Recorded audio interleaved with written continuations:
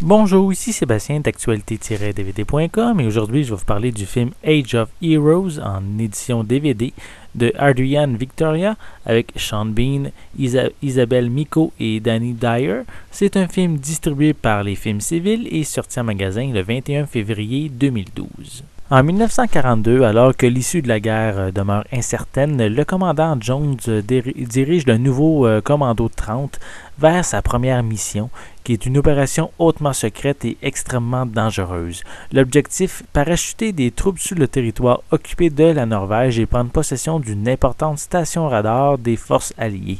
Mais l'opération de rafle se transforme en une tuerie où seuls les plus braves survivront alors que l'impitoyable 5e division de montagne de l'armée allemande leur a tendu une embuscade. Présenté comme l'histoire de la formation d'une unité d'élite britannique par Ian Fleming, il en est autrement car son personnage est très peu exploité. Pour un film avec un titre comme Age of Heroes, mais on s'attend à un héros dont le courage est son point fort, mais en réalité cette qualité n'est pas mise de l'avant. Sans remettre en question la bravoure de ces hommes, car le film le retransmet assez mal, on a de la difficulté à vraiment s'attacher à eux, à se sentir concerné. La pochette laisse percevoir un film d'action, et oui, il y en a, mais une bonne partie du film est basée sur l'infiltration, l'espionnage et la discrétion de l'unité d'élite.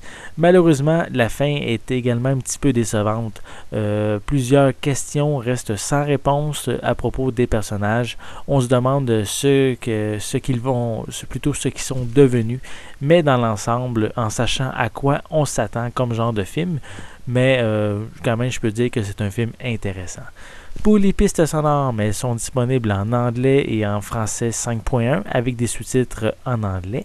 Pour les suppléments, on a un documentaire featurette présentant la vraie unité d'élite avec des images d'archives et des entrevues avec des vétérans. On a une série d'entrevues avec les membres de la production. On a des scènes supprimées, des bloopers ainsi que des bandes annonces. Age of Heroes n'est pas le pire film de guerre, c'est correct sans plus. Mais on pourrait dire que les personnages et les situations ne sont pas assez développés, mais je peux dire que ça en fait quand même une bonne location.